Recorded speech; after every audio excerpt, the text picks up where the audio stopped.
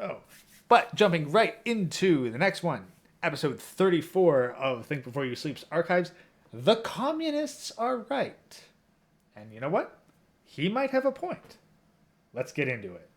Yesterday I was thinking and I realized that I put off certain things as a sacrifice to make it so that I can run this YouTube channel and so that I can spend more time focusing on Japanese so I can push for fluency. But if I'm going to record videos for a channel where I talk about philosophy and record videos for a channel where I talk about human nature and how people work and basically all the culmination of knowledge that I've gotten from reading and listening to people for the past 10 years or so, if not more than that, that I have to actually participate in that activity. And I kind of gotten complacent where it's like, well, I've already got 10 years of experience with this. I'm not going to run out of topics. But I think if you're really going to be onto it, if you're really going to be the person who's worth listening to, you have to basically be constantly studying this stuff.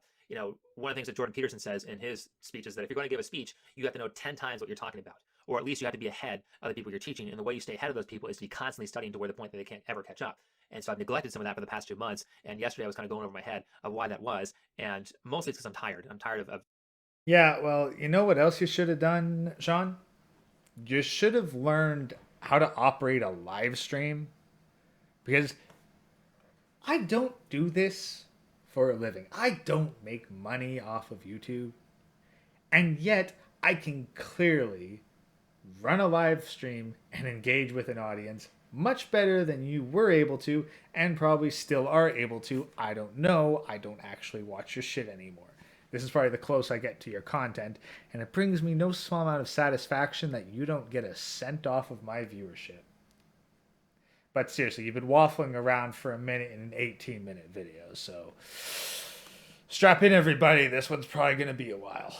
doing tons of other work that's probably a little bit more relevant. So I thought, reading can go by the wayside. Some of these philosophy channels I listen to, they can go by the wayside because I've got other important things to do. And well, it's going to hit me at some point. So I figured I'd get back to it. And I was looking around and I realized, well, I don't have any books that's probably been the big issue is that I haven't really bought any books that I'm interested in reading. And so I've kind of just let things go. And yesterday I said, I can't do that. If I let this go too much, I'm gonna throw myself out of reading. I'm gonna let it go far too long, and eventually I'm gonna have to rebuild all the work it took me to get to read in the first place.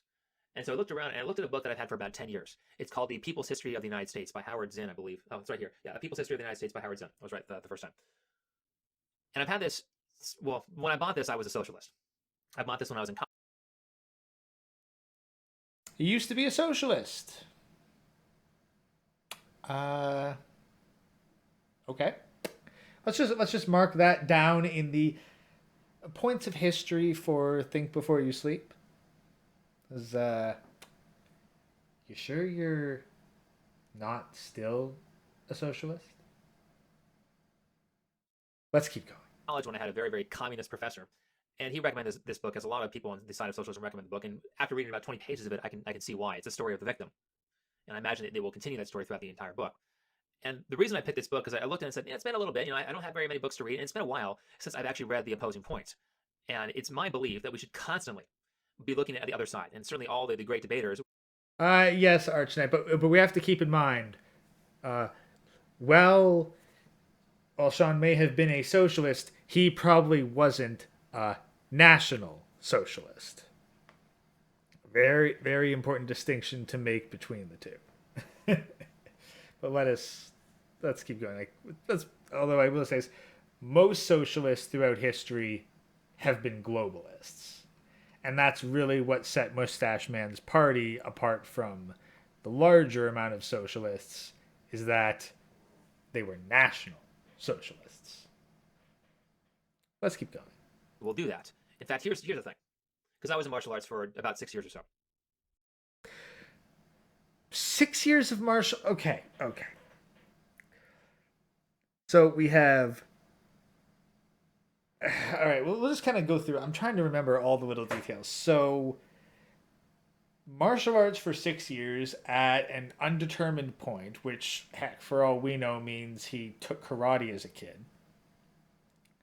Then he went to college for physical sciences, some sort of exercise science. And I guess there he became a socialist, and from then he went on to be a yoga instructor for a while. And then after that, he became this online YouTube philosopher, I guess he describes himself as. So we'll go with that.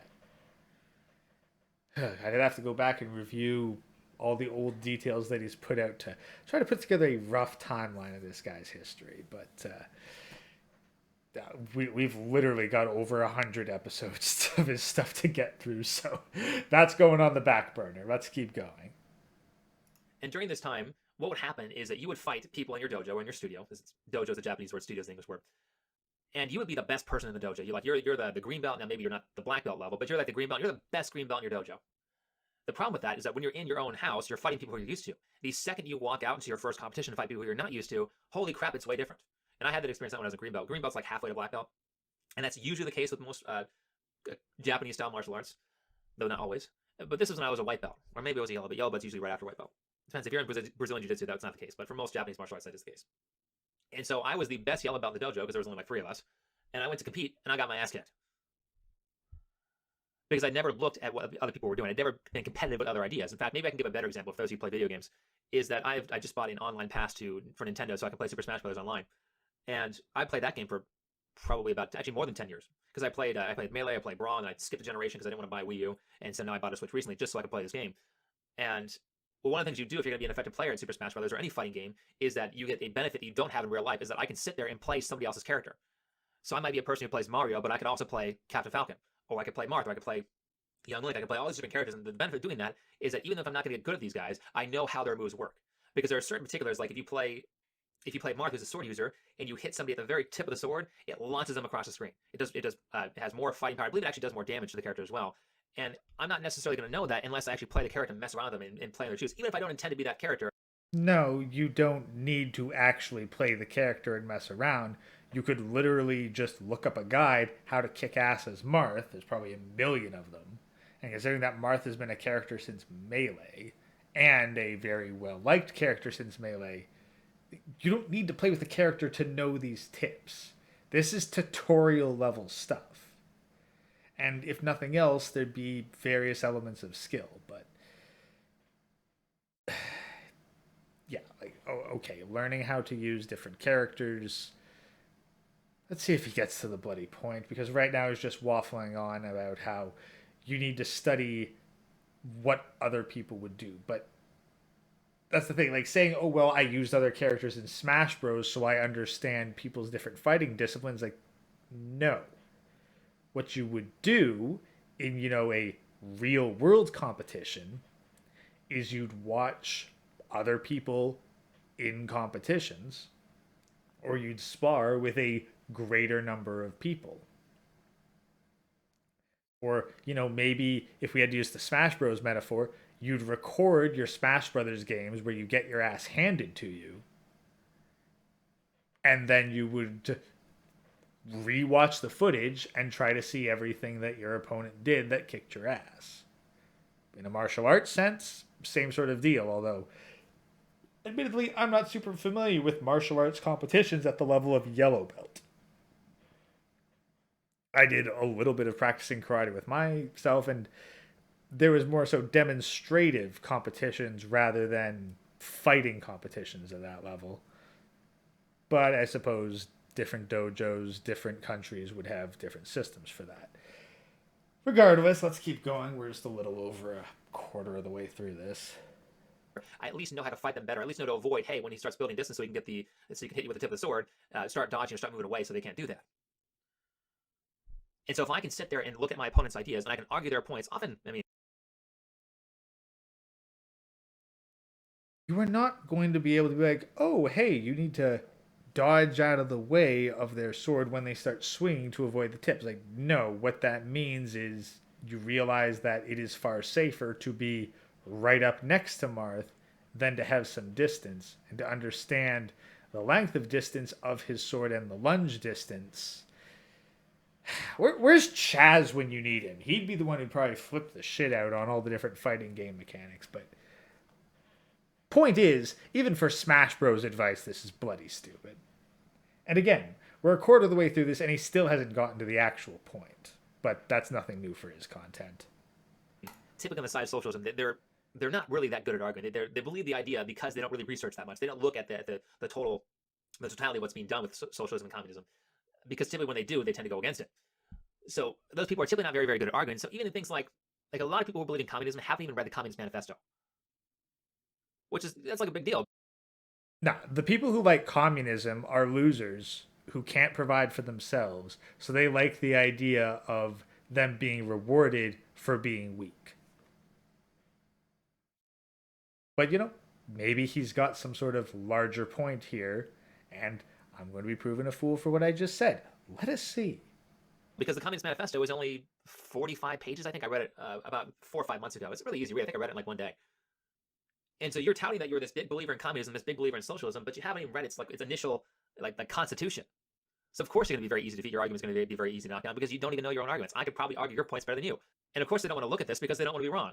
There's a giant fear of being incorrect. There's a giant fear of having. I've had these ideals for 15 years and they could be totally wrong. Well, yeah, but get used to it. I've been wrong quite a lot. In fact, just recently I was talking to my friend about the Michael Jackson case, and I said, well, he's definitely a pedophile. Michael Jackson certainly has all the markers of being a pedophile, and the evidence produced would, even if he got acquitted, or even if he actually got acquitted in 2005 and he settled in 1993, even though there was all this stuff around it where it's like they were sleeping in the same bed as the kids, they had like these alarm systems and stuff like that that didn't make sense unless he was a pedophile. It turns out I was totally wrong about that. Turns out it is very, very clear when all the evidence is given that Michael Jackson was falsely accused of being a rapist. And I will put a video in the description of the argument for Michael Jackson not being a pedophile. The allegations of him sleeping in the same bed as children were not even true. The fact is that he has a room, and his room is the size of a duplex. It's huge. It's like the size of a small house. And so they didn't sleep in the same bed. They slept in the same room, which was, again, 2 stories and huge. So that changed the whole story entirely. And it turns out I was completely wrong about that. And as far as it goes, Michael Jackson in my head, who I thought was a rapist for a good 10 years, is now with evidence that I was not aware of, it turns out he is not a rapist. And so there's a way that your ideas can be changed by looking at different opinions. Sometimes there's a full-on shift. Sometimes it's like this. And here comes the title of the video, is that when you look at things like communism and look at things like socialism, and the idea is very, very popular, I think the only way an idea can get popular is that there's some sort of truth to it. There's some sort of correct aspect of it. No. No, stupid ideas get popular. Flat Earth is popular.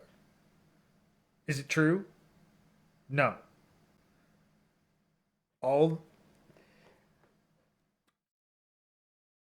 I'm trying not to lose this channel immediately, but there are very popular ideas right now, accepted all the way up to the highest levels of government in many Western countries. Are they true? No. But the lies are profitable. And if the lie is profitable, then it is true. Well, no, sorry, not if the lie is profitable, then it is true. If the lie is profitable, then it is popular. Not necessarily true, but it becomes popular because people will believe en masse things that are false. The reason that communism is popular is because in a capitalist or caste system society, there are losers. There are people who, due to a lack of effort, lack of ability, or circumstances inside or outside their control, fail. And they end up on the bottom. They are the losers of society. And they don't want to be losers. They want to be winners. But rather than build themselves up, it is easier to just tear others down and have others tear them down for you. And that is why communism is popular. Not because it is right, but because there's a shit ton of losers out there who want everyone else to suck just as much as them. But let's see his side of this. Let's see if he can find the truth in communism. I think Karl Marx was correct in his analysis of capitalism, which is that capitalism creates class disparities. He's absolutely right about that. Yeah, but at the same time, no. Capitalism does not create class disparity. It just formalizes the disparity that naturally occurs between people of differing levels of skill. In a pure capitalist society, you are going to be rewarded based on what you can provide. Some people can provide more than other people, and those people are going to have more than other people. Therefore, there's going to be a disparity, And that's going to piss the people who aren't at the top off. But that's not created by capitalism, that's created by reality, life, nature. The methodology of getting rid of the problem is not correct, but the flaw that is pointed out there is extremely correct, which is why communism has gotten a big following. Not only did he correctly perceive the class struggle, but the class struggle is so real, it's so ingrained in human society that people will viscerally react to it. And that visceral reaction is something I've already mentioned in other videos before, is that when people get a class disparity, men don't get chosen by women. Women will far more pick the most dominant males and leave the undominant males or leave the weaker ones by the wayside. Whereas if you flip it around, men rate women on a scale of 1 to 10, and that is either you are attractive or you're not. And so men will be perfectly fine dating any woman who meets their standards. And so if my standard is a 7, any woman who is a 7 or more, I'm going to date her. And that's how all men work. And so if every woman was physically attracted to be a 7 or higher, every woman will get married. But it's not like that it's not like on the opposite side, because women are always going to choose the most competitive person. So they're always going to choose the top 20% of men. And certainly if you make the class disparity so large that the 80% of men cannot compete, well, then they get left behind. So what you do is you create a society that says, hey, each woman can only be with one man. Therefore, you're going to increase the percentage of men that can have a woman, because any man that has a woman is going to be locked down. That's why you would have monogamy in marriage. That's why you have these kinds of systems in place, to maximize the amount of men that have an investment in the country and the society. Yes, like, harems are a natural state for humans. Monogamy, unfortunately, it is not. However, if you want to create a society that doesn't have a whole bunch of angry men in it, well, then you have to create that kind of system. And here's the thing. With class disparity, sure, the woman may want that top man, but if you deny her access to those top men because there are already women higher up than her that have locked that man down, then she will deal with the best she has access to.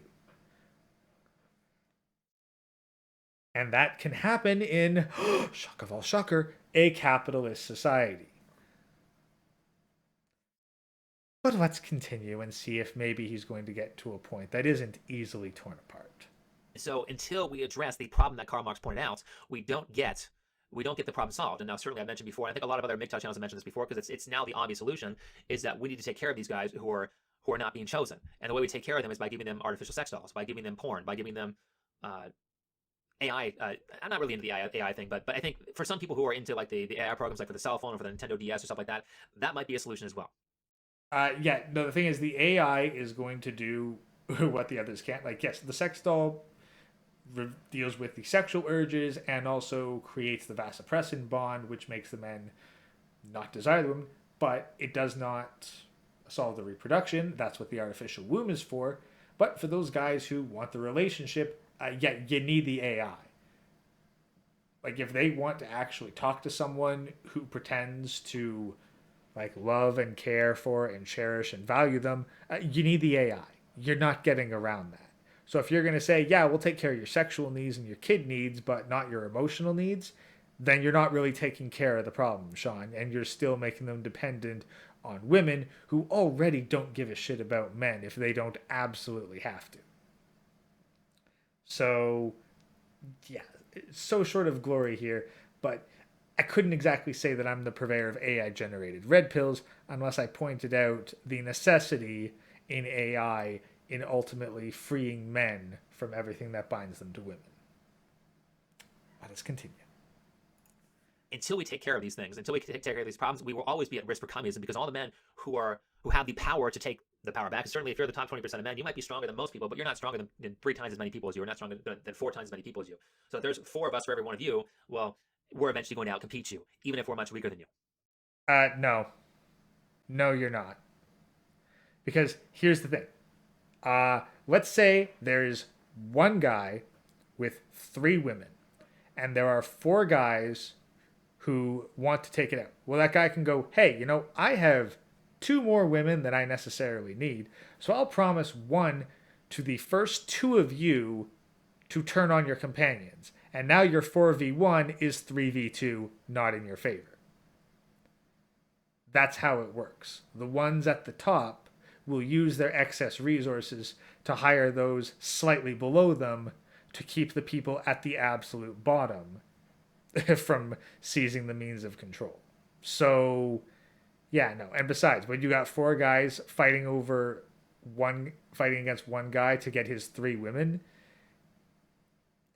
yeah, you're still gonna have to split three women between four guys. So it's ultimately going to be self-defeating, and you're just going to cannibalize each other. And meanwhile, you took out a whole bunch of valuable workforce in the process. So, nice try, but yeah, you get a D on the report card for that one. So until that problem is solved, until we get the artificial birth, until we get probably gene therapy, because there's a certain reason why women go for the top 20% of men, because you don't want bad genes. And so if I can get artificial birth mixed in with gene, Women are not considering logically genetic stuff. They're just going by whatever makes them feel good. They're not doing an assessment program on the viability of genes.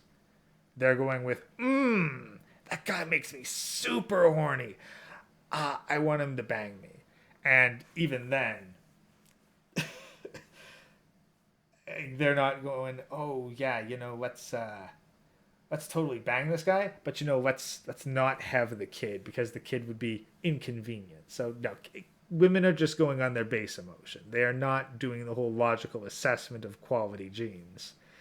If they even could assess quality genes, because you can have amazing genes, but if you don't put in the actual effort, they'll never actually express themselves properly. So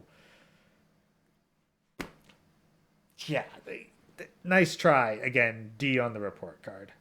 therapy, so I can make sure my child is better than I was or has better genetics than I do, and I get a sex robot, and I get maybe a little AI with that sex robot.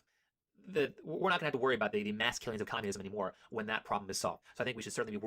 No, you're always going to have to worry about the mass bits of communism because guess what? This gene therapy, these artificial wombs, all these extra things that you're promising, who's going to have the most access to them? It's not going to be the people who would turn to communism, the losers, the bottom rung of society, the hobos living out in tents in the woods. No, it's going to be the top percentage of men. Those are the ones who are going to have the access. So they're the ones who are going to have the best shit. And the people at the bottom are going to be all upset because, we don't have as good artificial wombs. We don't have as good sex dolls. We don't have as good gene therapy. We need to redistribute the wealth. And communism does not end. I don't know whether you just can't see this because you're an idiot or whether you refuse to see this because it defeats your entire argument and point of this video. Working in that direction. And the last thing I have to say about this is that a lot of times when people who are your opponents, they will use certain tactics, much like when I've been playing Smash Brothers, and I play people who are much better than me at the game, and I've learned how to do different tactics based on what they're doing. I say, oh, this person keeps doing that over and over again, I keep getting hit by it. Why don't I just do the same thing? And there's been a lot of situations where I've read tactics of different people who I disagree with. Like I read Hitler's book, Mein Kampf, and that was a pretty big one. And I read Saul Alinsky's Rules for Radicals. Those two books had a pretty heavy influence on how I think. Not because I agree with the ideas that were proposed. Certainly I do not agree with Hitler's idea of mass killing of Jews. By the way, I was somebody had posted in a vegan group I'm a part of. Actually, I don't know. It's not a vegan group I'm a part of. I'm not a part of any vegan groups. It's a vegan Facebook page I liked a long time ago. But oh right, I forgot the whole vegan thing. Yeah, also a vegan for a while until the vegans got too extreme for him and then he decided to back off. But he's still going to talk about how he's a vegan. Yeah, it's like, oh yeah, I'm a martial artist and I'm a vegan. It's like, yeah, no wonder you get your ass kicked. Like, not only does being a vegan make your body weak, it makes your mind weak as well. So I guess that's why you're sticking to Smash Bros. And you're probably getting your ass kicked on the regular there too. How many times have I stopped this? And it's only 12 minutes in, and we're going at 1.5 times speed here, people.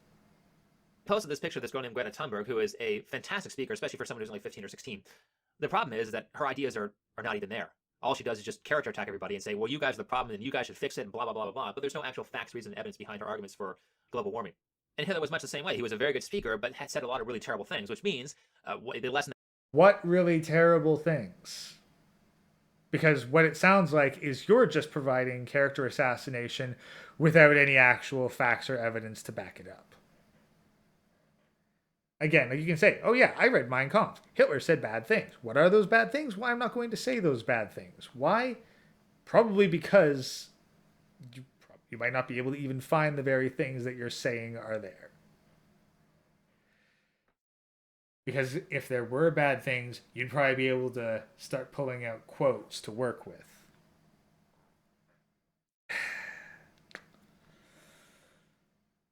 Again,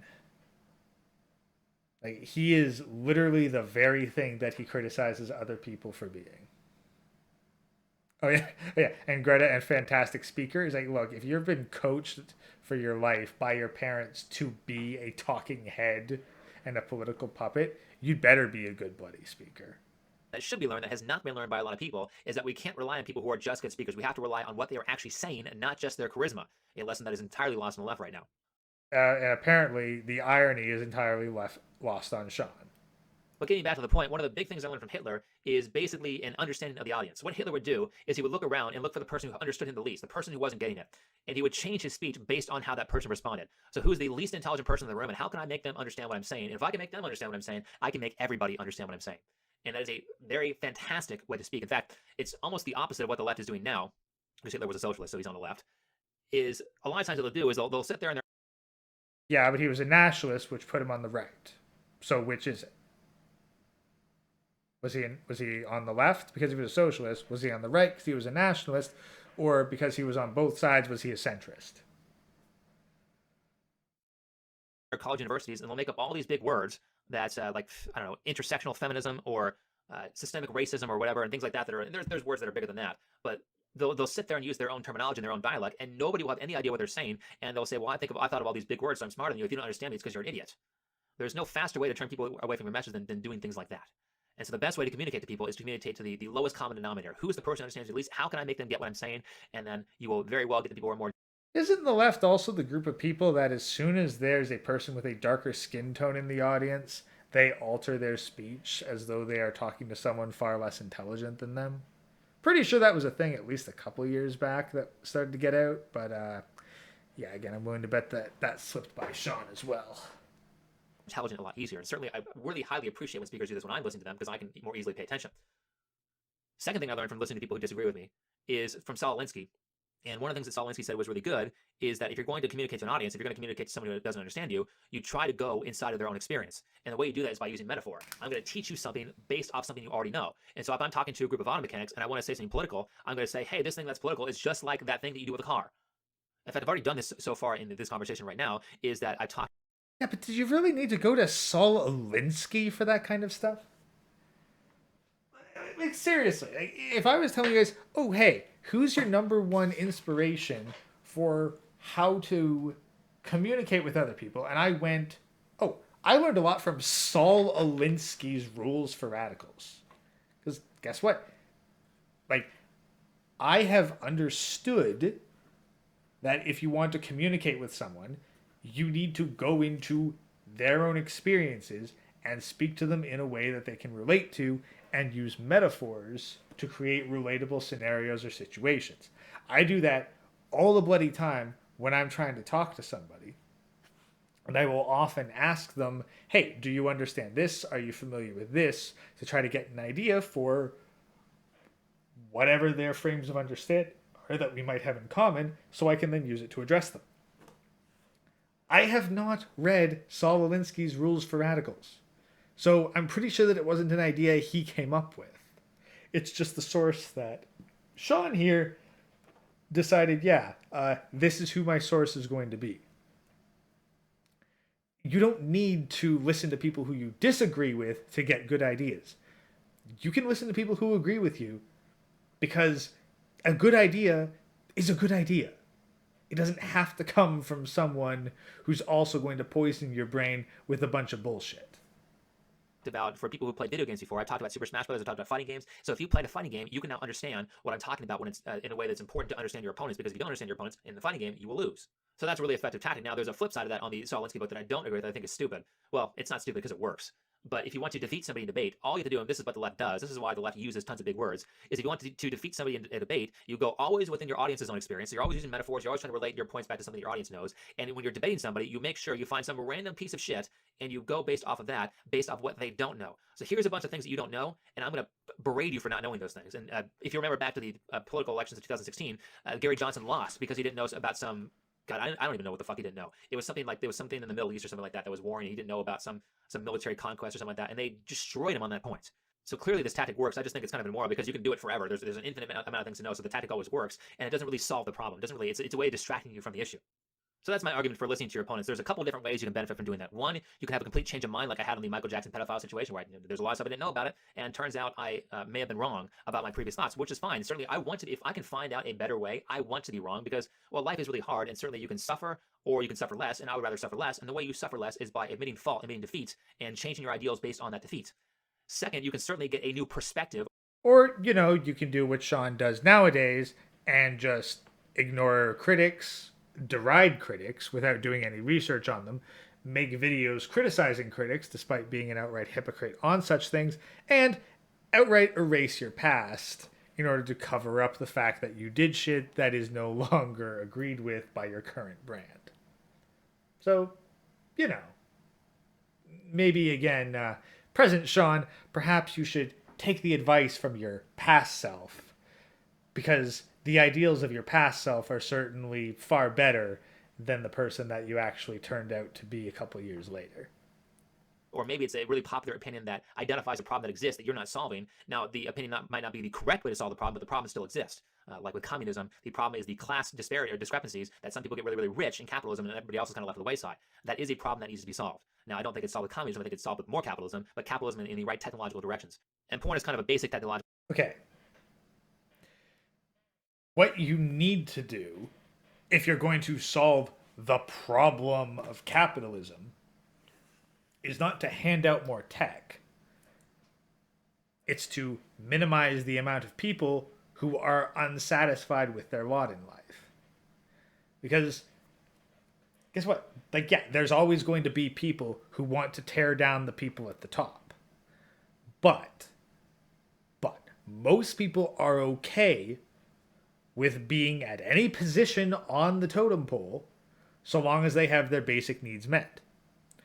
Can they reliably put food on the table? Can they have a family? Do they have at least a decent amount of respect for what they do? They don't have to be worshipped for it, but at the very least, the contributions that they make need to be respected.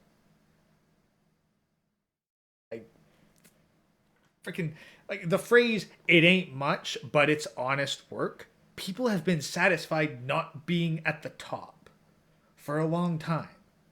You can always satisfy those kinds of people, but you need to satisfy all their physical needs. So you need to, again, put food on the table, and they need to be capable of providing for a family. And if you're not going to give them that, if you're going to encourage a society that gives women the freedom to all chase the top men, and you're going to disenfranchise the bottom 70, 80, 90, 95% of men, then yeah, you have a very unstable society. And that's why, a society that is pure capitalism usually isn't particularly stable, because there's a lot of conflict, and why caste systems and hierarchical systems tend to be pretty important. Because those systems mean that, yeah, if you can't date outside your caste, it doesn't matter how hot or attractive you are, you're not going to date outside of your caste. So if you are the peasant caste, you could be the hottest peasant girl in the entire country. Doesn't matter. You are still limited to peasants. And that works, because then even a peasant can get a hot girl.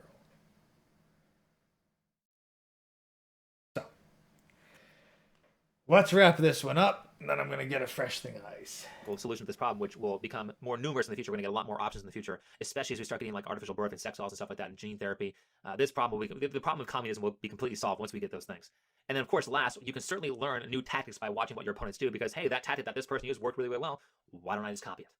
How about I learn from the people who are actually successful, regardless of whether or not it works?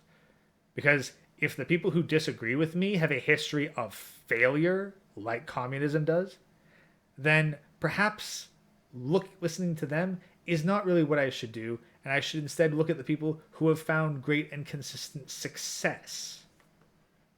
Because they probably have the same ideas and other ideas that are far more useful. So there's an extreme amount of benefit you get from listening to the other side. And I will leave it at that. So if you like this video, please hit the like button. No, that's the thing, Matria. Peasant would not end up a concubine to the greater. It entirely depends on the caste system. But in a strict caste system, a royal would not be permitted to even take a beautiful peasant girl as a concubine. Like, that would be the strictest form of the caste system. Maybe one level up or down would be viable, but there would still limit the dating options entirely based on the caste. I'd have to double check the details there. If someone actually knows a little bit more about the strictest caste systems that we've had in human history, please let me know. I'd actually be more curious to learn about them. But yeah, this video is about to wrap up. And again, this video, I believe it's been deleted. Maybe it's somewhere on his channel. I actually haven't dug through to find out. But I'm certain that it's something that he no longer stands by. So if you have any comments on his video or comments on the comments that I've made on his video, yeah, comment down below. And see you in the next one.